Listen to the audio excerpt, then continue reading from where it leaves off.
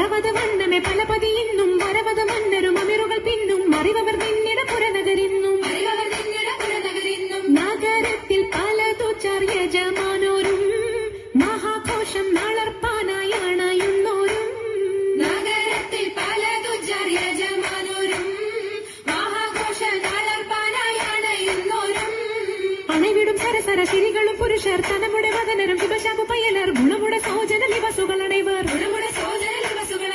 ആണന്റെ ദീനം വേല അടുത്തടുത്തേ അരിപ്പപ്പു കുളർ ഹുസനുൽ ജമാലുരത്തേ